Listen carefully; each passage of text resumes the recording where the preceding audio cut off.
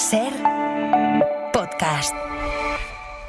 I see you fighting those demons inside. I will wait for you. I will wait for you. En la cadena Ser. Old friend of mine. See you walking down the road, but you don't have to walk alone.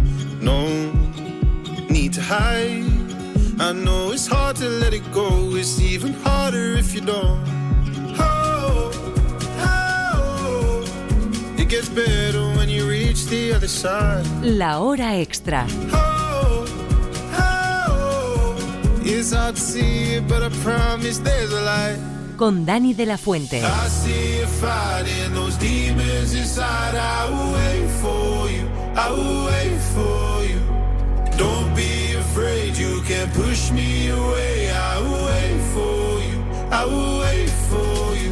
Este fin de semana ha comenzado la Feria del Libro de Madrid, así que vamos a tener unos días por delante para conversar con escritores y escritoras. Uno de los libros que más nos ha conmovido es el que acaba de sacar Sergio Peris Mencheta.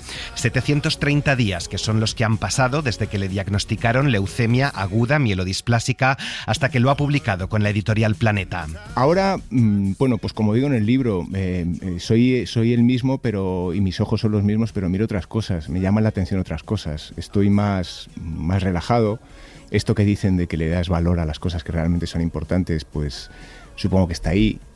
Me emociono mucho, me llama mucho la atención todo lo amoroso, me da la vuelta, o más bien me saca la vida, porque emocionarse no tiene por qué ser negativo, ni mucho menos, sobre todo cuando está relacionado con el amor. Y creo que es eso, me ha puesto el amor en la pole position de mis prioridades, en las relaciones más íntimas, pero no solamente las más íntimas, en general en las relaciones con las personas. Me siento mucho más, supongo que empático, más cercano, escucho más, estoy más tiempo en silencio, y respiro. respiro, no tengo prisa en este caso por contestar, ni tengo prisa por hacer, ni tengo prisa por estrenar.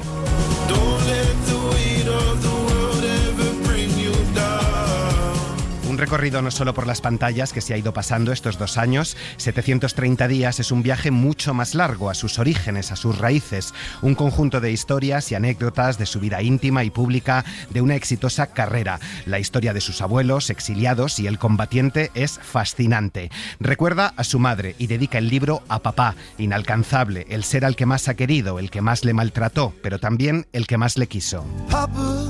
Me he reconciliado ya no tanto con papá, ya no tanto con Luis Enrique Peris Mencheta de los Ríos Mélida, que era mi padre, como con ese papá que cada uno de nosotros tiene interiorizado y que se ha convertido en un castigo, en una persona una parte de uno mismo, que te está diciendo permanentemente que no vales, que no es suficiente, que hay que optar, que hay que sacrificar, que la vida no es fácil. Y claro, yo me he dedicado desde que soy pequeño a jugar, no he ganado dinero haciendo otra cosa, no he tenido que servir copas, he tenido una suerte fantástica, he descubierto muy tarde mi vocación, pero cuando la he descubierto no he parado de trabajar y me he ganado la vida con ella, ¿no? Y esto a mi parte papá no le gusta, que no haya hincado codos, ¿no? Nunca hinqué codos, ni en el colegio, ni fuera del colegio, no he sido de estar noches enteras estudiando, ni muchísimo menos. Y bueno, pues ese papá interior en el que se ha terminado convirtiendo en mi padre, y que es el que me acompaña, no solo me acompaña en el reproche y en la infravaloración, sino también me acompaña en el empuje, de alguna manera, ¿no? Porque él era muy la madre de la pantoja. Él, cuando yo tenía un estreno, venía al estreno, se subía al escenario, al final de la función saludaba a todo el mundo, parecía que había estrenado él. Le costaba más decirme lo orgulloso que estaba de mí, a mí, y se lo decía a todos los demás, ¿no? Pero ha sido muy bonito, porque gracias a este libro he podido hablar con él. Le he recordado en su sombra y en su luz, y me he reconciliado con él, he tenido un acercamiento muy bello. N'oubliez Este domingo Sergi está en la Feria del Libro de Madrid firmando ejemplares. También hemos hablado con él de su nueva obra de teatro que llega esta próxima semana a los teatros del canal. Bienvenidos, bienvenidas a La Hora Extra. Bei der Kaserne vor dem großen Tor steht eine Laterne und steht sie noch davor. Da wollen wir uns wiedersehen.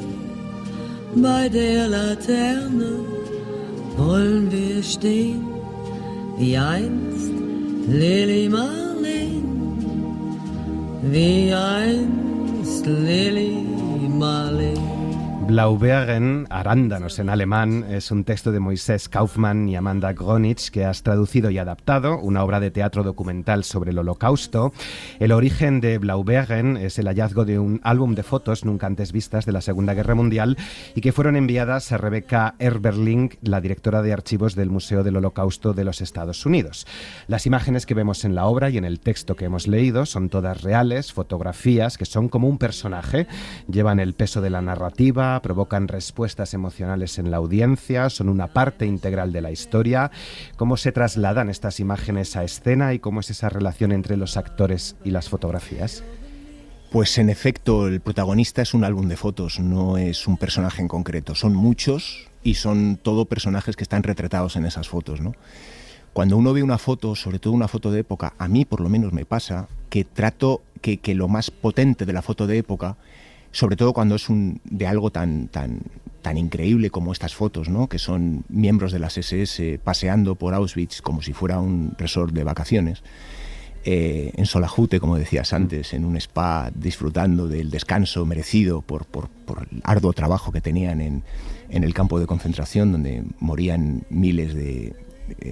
semanalmente miles de personas, ¿no? El mirar esas fotos a mí me lleva siempre a intentar completar la imagen, como hacer la película, ¿no? Habríamos tenido la posibilidad de hacerla ahora con la inteligencia artificial, animas una foto y la conviertes en un cortometraje, ¿no? Por supuesto, lo descartamos de salida porque precisamente el teatro está precisamente para que suceda en la cabeza del espectador y muchas veces es mucho más potente, muchas veces no, siempre es más potente lo que puede aportar la imaginación de cada uno, ¿no? Intentas completar no solamente lo que está fuera del marco, del cuadro de esa foto, ¿no? ¿Quién hizo la foto? ¿Imaginas? ¿Quién estaba al lado? ¿Cuál era el paisaje que se veía detrás de esos caminantes por Auschwitz? Sino también qué pasó justo antes y qué pasó justo después de esa foto, ¿no? No puedes evitar imaginar. Es una obra en la que yo desde el principio me planteé que el espectador estuviera casi haciendo una labor detectivesca, exactamente igual que los protagonistas, o que la protagonista, que es la tal Rebeca. Todos son personajes reales, no hay un solo personaje ficcionado, no hay confesiones, no hay risa. Es una obra que el corazón no se abre por la vía rápida, como en general en mi teatro, que siempre uso el humor a pesar de estar hablando de tragedia. En este caso no era posible, porque es teatro documento y habla realmente de lo que pasa, ¿no? Estas fotografías, además de ser importantes por ejemplo, ver a Josef Mengele por primera vez en Auschwitz, muestran a los nazis, lo decías, en ese Hütte Solletal, en ese refugio construido allí, muestran sus rutinas, sus hábitos, su tiempo libre, imágenes de gente normal disfrutando relajadamente o celebrando, desde un cajero a un simple burócrata, un experto repostero, un contable, oficios triviales de personas que se acabaron convirtiendo en asesinos. La frontera entre el bien y el mal puede discurrir en nuestro interior sin que nos percatemos de ella. Lo espeluznante del asunto, Leo, es que no solo eran gángsters y matones, sino gente decente e inteligente quien hizo aquello. ¿Cuál es la reflexión aquí sobre la banalidad del mal que nos dice de estas personas que podríamos ser cualquiera de nosotros que se quitaban la responsabilidad de encima? Sí, este es el quid de la cuestión y es para lo que está escrita la obra, básicamente. Para que nos reconozcamos, para que no hablemos de monstruos. Es que es un monstruo. Bueno, pero es que ese monstruo podría haber sido yo. Son gente normal. Las Helferinnen, de las que se habla en la obra en un momento dado, que son unas jóvenes que eran telegrafistas, sabían todo lo que estaba pasando. Pero lo que estaba pasando ellas consideraban que era necesario, porque era peligroso para ellas, era peligroso para la Alemania de aquellos años, ¿no? Había que matar a todos los judíos, porque eran peligrosos, porque se iban a hacer con el mundo, etcétera, etcétera, porque el Führer así lo decía. y el Führer era un tipo con mucho carisma, con mucha personalidad, absolutamente envuelto en ese culto a la personalidad como otros grandes dictadores, ¿no? Yo creo que la obra de teatro es perfectamente complementaria con la película que ganó el Oscar a Mejor Película Extranjera el año pasado, con Zona de Interés. Estoy casi seguro que se han basado en el álbum de fotografías para recrear la casa de Hoss, etcétera, y es un poco la visión micro, que es la visión de la familia, extrapolada a la visión macro, que es el campo de concentración. No solo pasean y se relajan en Solajute, que es más que un refugio, era un refugio, pero lo convirtieron en un spa vacacional para regalarle a los miembros de las SS que se habían portado bien y que habían matado a fulanito, se ha cargado a 4 que intentaban huir, pues con tu familia Solajute una semana de regalo, ¿no? Un poco 1, 2, 3. Un apartamento en Torrevieja. Así es como, digamos, por lo menos en Auschwitz premiaban a los cuadros, y no solo a los cuadros, incluso a gente, a los vigías precisamente que mataban a estos que trataban de huir, ¿no?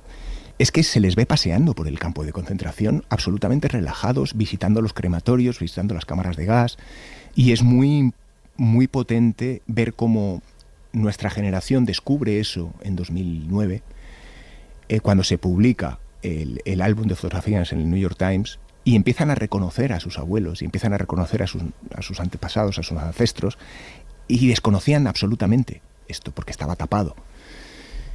Y ese es un viaje maravilloso, es un viaje muy potente, es un viaje que también reflejo yo en el libro, ¿no? Cuando hablo de mi abuelo Jacinto, que decía, el héroe de la familia, pero para sobrevivir a 2 guerras, ¿a cuánta gente tuvo que matar también, ¿no?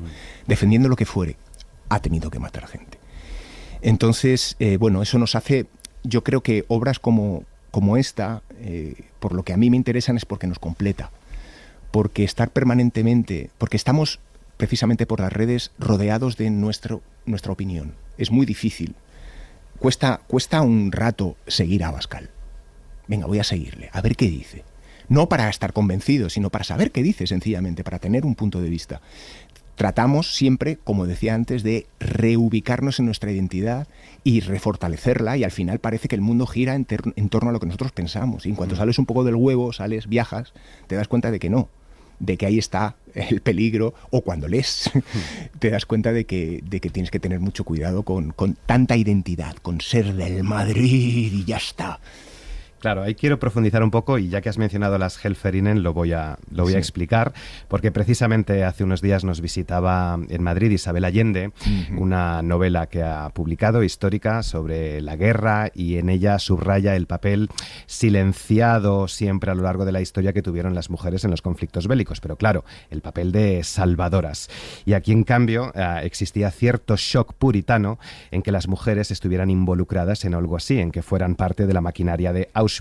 Y hay un apartado, lo decías, dedicado a estas expertas en comunicación, mujeres que desde niñas habían sido miembro de las Bund Deutscher Mädel, la división femenina de las juventudes hitlerianas, podían ingresar desde los 10 años, una edad en la que aún no tienes desarrollada la personalidad, una edad en la que es maravilloso ser parte de un movimiento tan grande, ¿no?, de gente pensando, sintiendo, haciendo lo mismo. A esa edad, Leo, uno siente que no se le tiene en cuenta en los asuntos importantes. No sé si es precisamente por eso por lo que tantos jóvenes hoy sienten fascinación por la extrema derecha, atraídos por estos partidos. Creo que sí, no solamente los jóvenes, evidentemente, no es solo los jóvenes, es que el discurso, es que las palabras que salen de esas bocas es el camino rápido para encontrar una solución, aparentemente, ¿no? Mira, esto se hace muy fácil, se hace así. Se pone una valla todavía más alta, se ponen concertinas, y si hace falta, en un momento dado, se pegan tiros y ya está. Lo importante es que no entren. Y que no me quiten lo mío, sobre todo, ¿no? Que no me roben, que no me quiten lo que me pertenece porque he nacido aquí, porque he tenido esa suerte de nacer en un país como España, donde no hay conflictos bélicos a priori y donde hay un estado del bienestar, etcétera, etcétera. Me lo van a quitar. La vía rápida es entender eso así, porque no me lo van a quitar, porque ya sabemos que esta gente está haciendo cosas que nosotros no haríamos, para empezar, ¿no?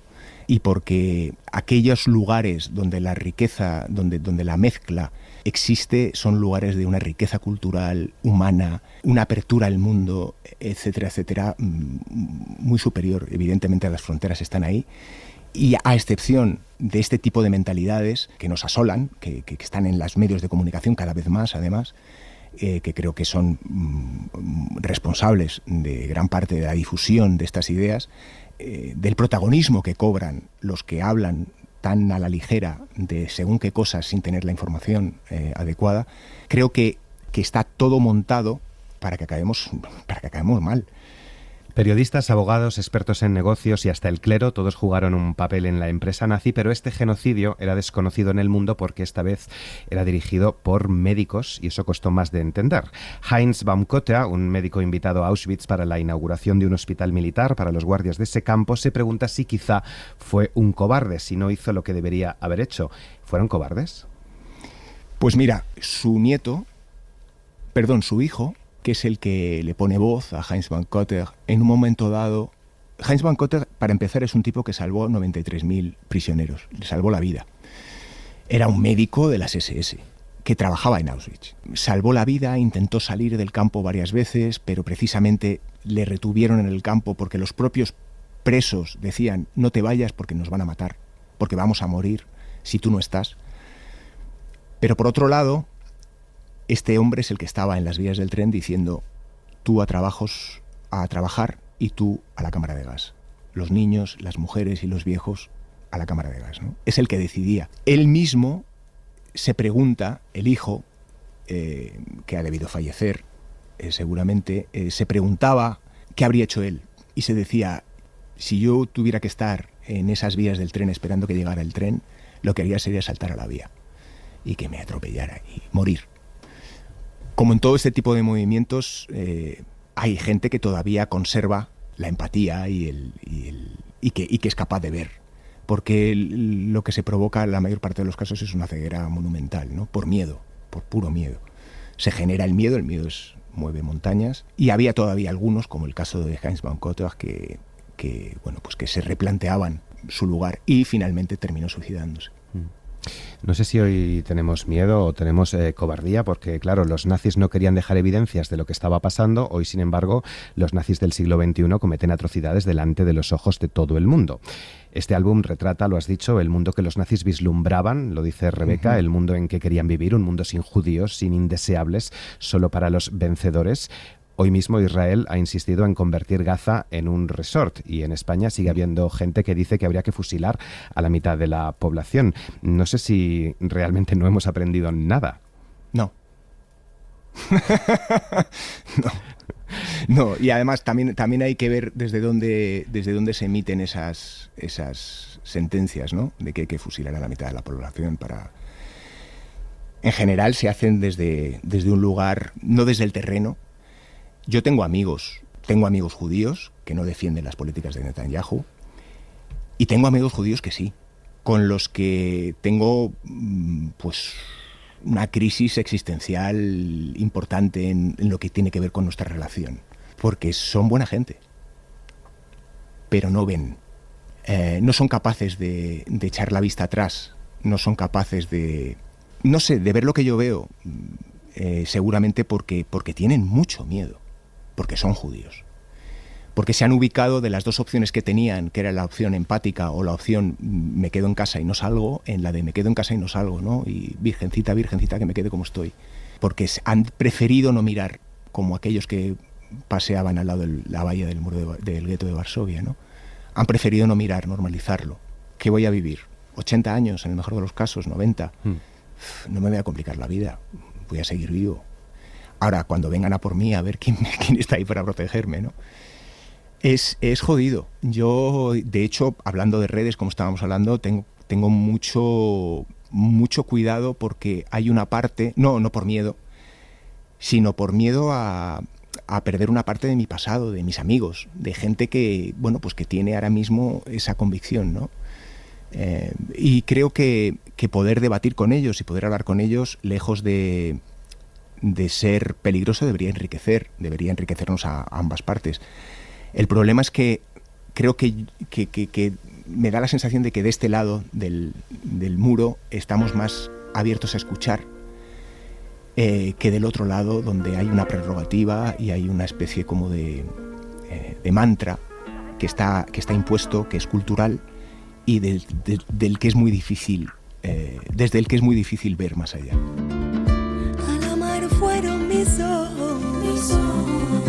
En Madrid también está en marcha la Bienal de Flamenco y en Londres el Flamenco Festival, que celebra 20 años con el cartel más extenso de su historia. Una programación enfocada en los sonidos renovadores del flamenco y que dedica una amplia mirada a figuras que han marcado hitos en la historia del festival, al talento femenino en el cante y en el baile y, como no, a la guitarra, instrumento flamenco por excelencia. Corresponsal Lucas Font. Han pasado 2 décadas desde la primera edición del Festival de Flamenco de Londres, pero el interés que el género despierta en la capital británica sigue siendo igual o incluso mayor que en 2004, algo que el director del festival, Miguel Marín, atribuye a la capacidad del flamenco de evolucionar y de renovarse con el paso del tiempo. Lo que ha marcado una diferencia ha sido la evolución que ha tenido el flamenco en estos últimos años, el que ha permitido que después de todo este tiempo el flamenco siga siendo novedoso, haya un interés por el público en descubrir lo que se está haciendo y no se considere algo que, ya lo he visto. Muestra de este interés es el programa de este año, el más amplio hasta la fecha, con 25 funciones y que incluye grandes nombres como Manuel Liñán, Farruquito o Sara Varas.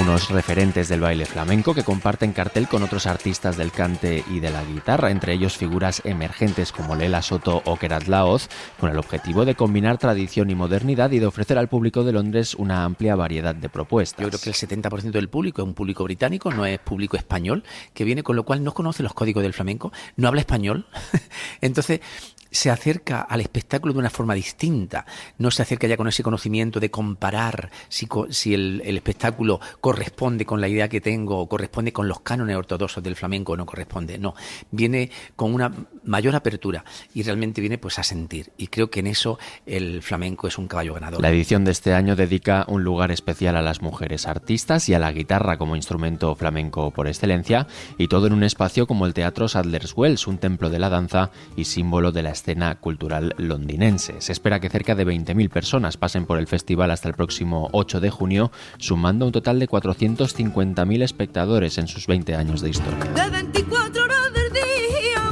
hay 16, yo pienso en ti. Precisamente mañana va a pasar por el Flamenco Festival de Londres Manuel Liñán, bailaor y coreógrafo, Premio Nacional de Danza. Con él ha conversado Raquel García. Cuentas que de pequeño te encerrabas en tu cuarto, te vestías con las faldas de tu madre, te adornabas el pelo con flores, te maquillabas, bailabas escondidas, sabiendo que ese baile, en cierto modo, era impensable fuera de esas 4 paredes. ¿Cuándo pensaste que querías hacerlo posible?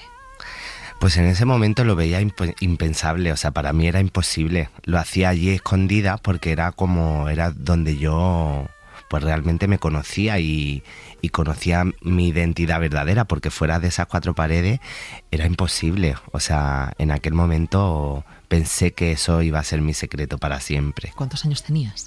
6, 7 años. Claro, eso hace mucho y has tenido que ir abriendo muchas puertas, ¿no?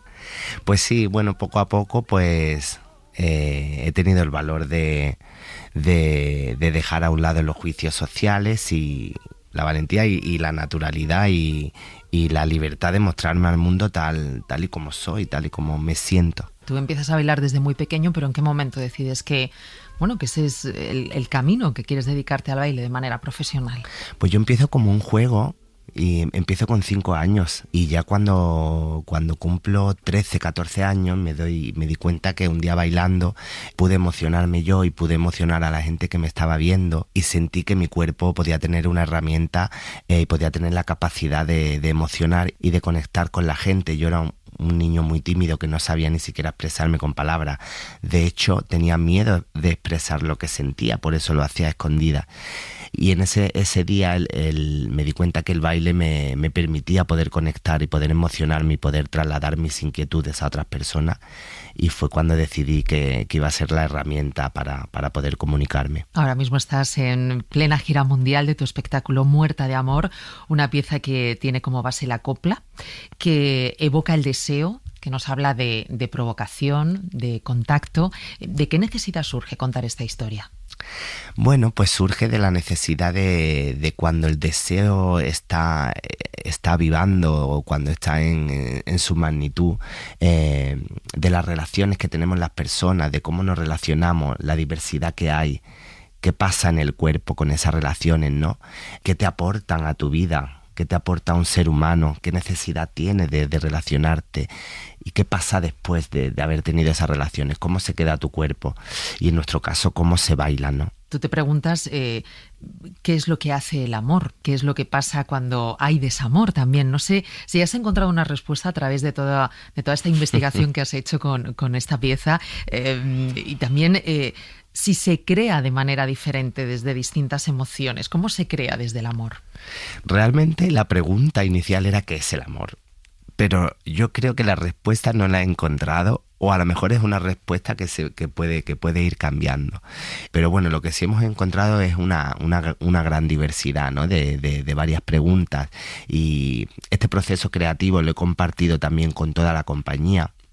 Ha sido un proceso creativo diferente y bueno, hemos creado desde la nada, desde cero, compartiendo el tema con todos los intérpretes para que todos pudiéramos opinar y pudiéramos contrastar también pues esas diferentes maneras que hay de amar o de desear o las consecuencias que tienen a veces las relaciones quizás más tóxicas, ¿no? Y en ese proceso creativo, imaginas un escenario de color fucsia, 7 hombres sobre el escenario, hay solamente una mujer. ¿Qué nos cuentas con esa escenografía? Es una escenografía que es todo fucsia porque es un color que yo recuerdo que cuando era pequeño a mí me gustaba mucho, pero cuando me lo ponía en una camiseta o una pulsera o algo así, pues mis compañeros de clase se reían de mí, me decían, ay, eres mariquita, te gustan los hombres. Era como el chiste gracioso, ¿no? Y entonces era como para mí también un color prohibido, era como, uy, no me puedo poner rosa porque si no la gente me va a descubrir. Y entonces ese era el color que tenía que estar aquí. Era el color que tenía que estar con Muerta de Amor, y Mara Rey, que es la única mujer que hay en Muerta de Amor, es la voz, es la pasión, es el fuego, es quien pone toda la llama, es quien despierta a la compañía, quien aviva el deseo, es quien nos va conduciendo por estos terrenos, a veces pantanosos, a veces fraternales, a veces que necesitan un abrazo, ¿no? Ella es la chispa de todo esto. Y en ese proceso creativo con todos los miembros de la compañía, no sé si llegáis a algún tipo de conclusión, no sé si en momentos como los que vivimos, estos momentos rápidos, fugaces, momentos de Tinder, no sé si lleguéis a la conclusión de que el deseo está amenazado, no sé si ya no queda espacio para estos rituales, ¿no? Para esos juegos de la seducción. Pues sí, la verdad es que sí que se llega a esa conclusión de que a veces el ser humano cada vez como más independiente y parece que necesita menos relacionarse, ¿no? Y yo creo que Muerta de Amor es un homenaje a reivindicar los sentimientos, las emociones, el diálogo entre una persona y otra, ¿no? Y la emoción que te aporta ese diálogo. El contacto, ¿qué te pasa cuando hay contacto con la piel? El abrazo, cómo es la lectura del abrazo, todo eso creo que el ser humano lo necesita. Hay un diálogo constante en tu obra, en tu trabajo, entre la identidad, también el juego con la tradición y con la herencia, siempre investigando esos límites, ¿no? Entre lo masculino y lo femenino. Lo hemos visto en espectáculos como Viva, donde todo el elenco aparecía vestido de mujer y además bailando según los cánones establecidos. Has seguido explorando y avanzando este trabajo ahora con Muerta de Amor. ¿Cómo encaja esa exploración que tú haces de la identidad sexual en un mundo también como el del flamenco, ¿no? Que se rige por esa ortodoxia y por esas reglas del heteropatriarcado? Pues mira, hay de todo. No me gustaría responsabilizar solamente al flamenco de cómo encaja, sino de cómo encaja socialmente. Yo con respecto al flamenco es verdad que me di cuenta que cuando empecé a bailar con la bata de cola, lo que más trabajo le costó a la sociedad encajar es de que un hombre se pusiera una bata de cola o un mantón, que son complementos más asociados al género femenino, y que no hubiera una justificación, que no hubiera una dramaturgia. Quiero decir, que era un hombre que se ponía una bata de cola con barba porque quería ponérsela, no estaba haciendo un papel en la que el papel exigía travestirte, ¿no? Y creo que eso es lo que más, desde mi punto de vista, lo que más le ha costado a la sociedad entender. Que travestirse forma parte de tu identidad, forma parte de cómo tú te quieres mostrar al mundo. No es que te estás convirtiendo en un personaje, no pertenezco a ninguna dramaturgia, no es carnaval para poder justificarme, simplemente quiero tener la libertad y el acceso de poder travestirme cuando quiera sin abandonar mi identidad. Y creo que eso es lo que más cuesta. Creo que tenemos como grabado en nuestra memoria histórica que es un hombre, que es una mujer, y entonces cuando aparecen estos patrones ambiguos que cuestionan un poco lo masculino y lo femenino, que cuestionan un poco las estéticas, es cuando las personas dicen, bueno, ¿dónde encajo esto? Porque también estamos muy acostumbrados a encajarnos en un sitio. Yo, por ejemplo, cuando empecé a hacer Viva, la gente me preguntaba, pero ¿eres un travesti o eres un drag o eres queer? Y era una terminología a la que yo no estaba acostumbrado. Y me di cuenta que lo que para mí suponía dar un paso hacia la libertad, lo que para mí suponía liberar a aquel niño, que era un niño que solamente quería ponerse un vestido de flamenca, de repente a la sociedad le surgieron nuevas preguntas para tener que encajarme en otro conjunto, llámase X, llámase cual. Que a veces también te discuto que no es malo esto de las etiquetas, porque es una manera de avanzar y de mostrarle a la sociedad todo lo que existe, ¿no? Pero desde mi punto de vista pensé, bueno, yo soy Manuel, me voy a poner un vestido que mi vestido, que me he comprado yo como a mí me gusta, que me he diseñado yo, y no dejo de ser Manuel. Y creo que eso a la sociedad es lo que más le cuesta entender. Yo a veces quiero estar solo, no quiero que nadie me hable. Con Manuel hemos comentado también un ataque homófobo que ha sufrido recientemente en redes precisamente por bailar con una bata de cola. Toda la entrevista en nuestra web y en tu plataforma de audio favorita. Suscríbete. La Hora Extra.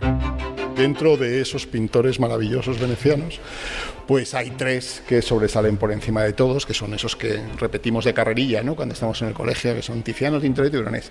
Bueno, el Museo del Prado ha tenido la fortuna de hacer Tiziano y Tintoretto, y ahora concluye con Veronés pues un ciclo absolutamente irrepetible. De hecho, es la única institución del mundo, incluyendo Venecia, que ha hecho una exposición monográfica dedicada a uno de los tres grandes. El Museo del Prado despide temporada por todo lo alto. Ha abierto sus puertas esta semana a Paolo Veronese, el más colorista, elegante y completo de la escuela veneciana. Un pintor que tenía una variedad de registros impresionante. Es decir, hay muchas formas como hacía sus obras, ¿no? Es decir, no siempre lo hacía lo mismo. Hay pintores que tienen una receta y la hacen siempre así.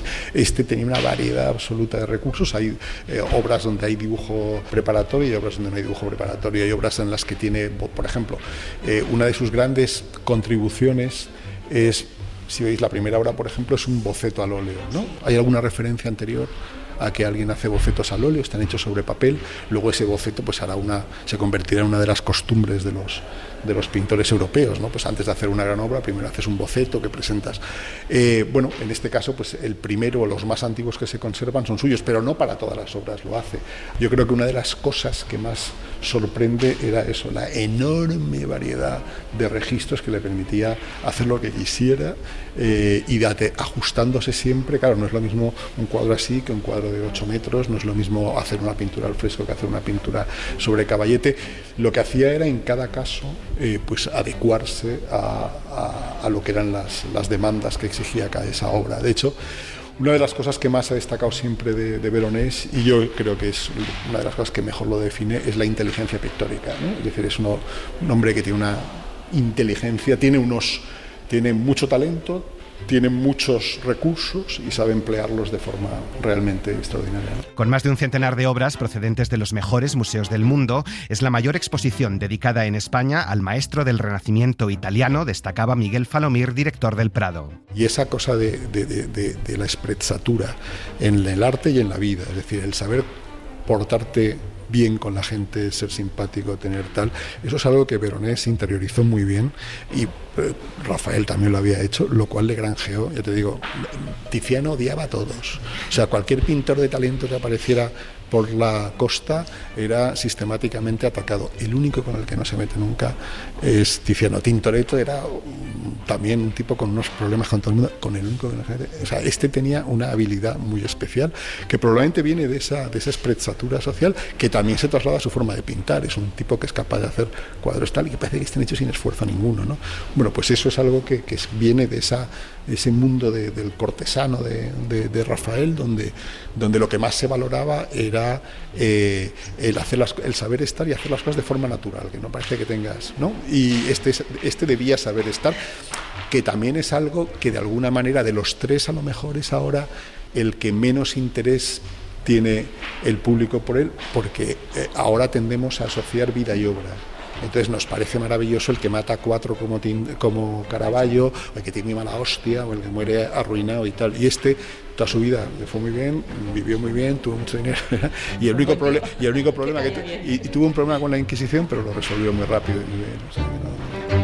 Y precisamente en Italia, en Roma, se despiden estos días de una magnífica exposición dedicada a Edvard Munch.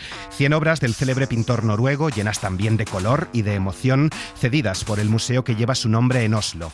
Un examen de la angustia más profunda del alma humana. Joan Solés. Munch è uno degli artisti più amati al mondo, ma anche uno dei più difficili da vedere. Munch es uno de los artistas más amados del mundo, ha recordado la comisaria del Museo Bonaparte de Roma, y uno de los más difíciles de ver, ha añadido, porque la casi totalidad de su obra se conserva en su museo en Oslo y que excepcionalmente nos ha prestado más de un centenar de obras.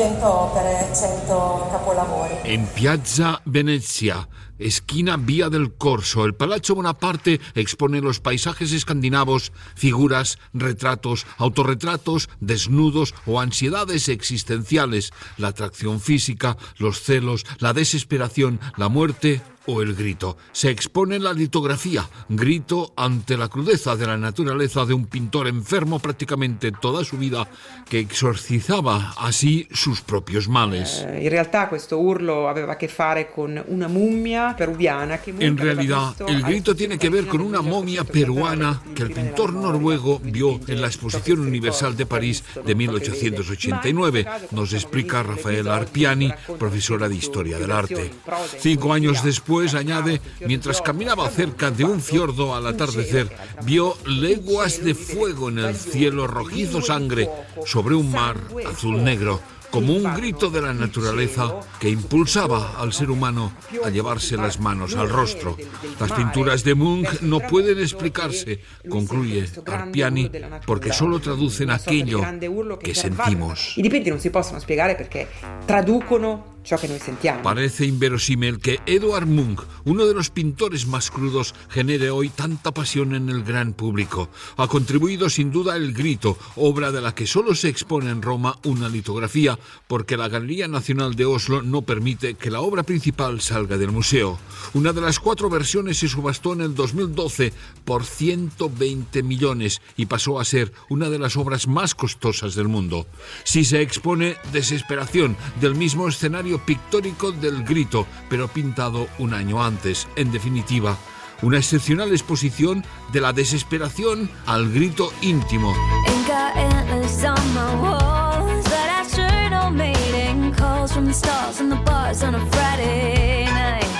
Y nos vamos con música, con el Primavera Sound, que comienza esta semana en Barcelona, con Charlie XTX, Sabrina Carpenter y Chappell Roan como reinas de un cartel que nos amplía Carlos Córdoba. Si sufre usted de FOMO, el miedo a perderse esos eventos de los que todo el mundo habla, con Primavera Sound no tiene de qué preocuparse. Desde el 2 de enero no queda ni una entrada, ni las de 110 euros por un día, ni las de 545 por el abono VIP. Así que en estos 3 minutos disfrute con un aperitivo de las 5 actuaciones más esperadas que se escucharán del 4 al 7 de junio en el Parc del Fòrum y en el patio del CCCB de Barcelona. Esto sonará el primer día.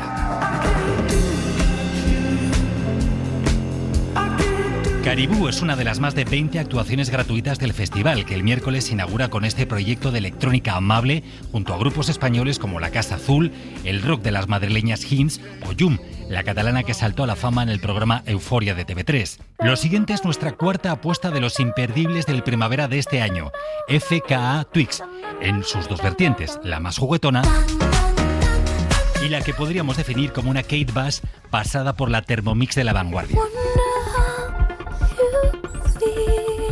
Si no pueden verla en directo, siempre pueden conformarse con su aparición en la nueva adaptación de la película El Cuervo.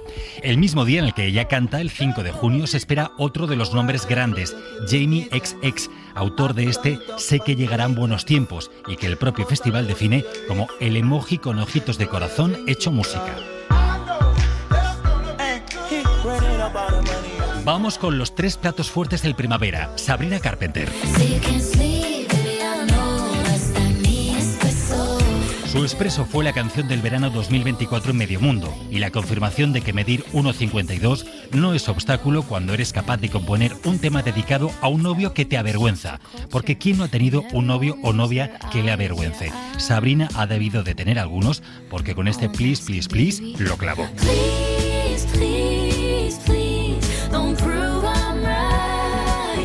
Quizá la artista más esperada del año en Barcelona sea Chappell Roan. Será quien cierre el festival con canciones como esta en la que anuncia tendrías que acabar con el mundo para que acabara este sentimiento. Chappell le gustará si le gusta disfrazarse de Juana de Arco, como hizo ella en una gala de los MTV, las manicuras imposibles e ir por la vida con la cara maquillada de blanco nuclear. Ninguna de esas aficiones es muy probable, pero menos lo es la historia de Chappell. Nació en un pueblo de 5.000 habitantes en Missouri. Firmó con una super discográfica siendo adolescente. Le despidieron porque no vendió un disco y, sin embargo, siguió componiendo hasta que sucedió.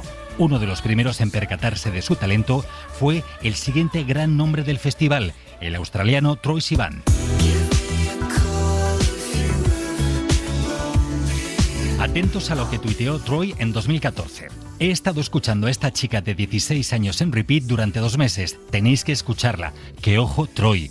En el videoclip de una de las chicas, la canción que está sonando, se travestía mientras protagonizaba un baile sensual que sin duda repetirá en Barcelona. Ojo, actuación conjunta, acompañado de la gran estrella de este festival, Charli XCX, compositora y ultracreativa autora de éxitos como el de esta canción, en la que se pregunta ¿de qué color es tu ropa interior? Charli es la más moderna, se ha empeñado con tanta fuerza en convertirse en una estrella global que ha logrado que su música, a menudo irritante, haya superado las fronteras del underground. En plena pandemia y en 6 semanas, se encerró en su casa para componer Brad, el disco con el que llevamos dando la brasa 2 años. Su actuación en Primavera Sound cierra definitivamente un ciclo.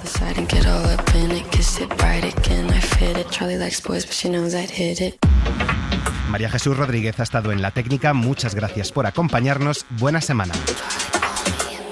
Para no perderte ningún episodio, síguenos en la aplicación o la web de la SER, Podium Podcast o tu plataforma de audio favorita.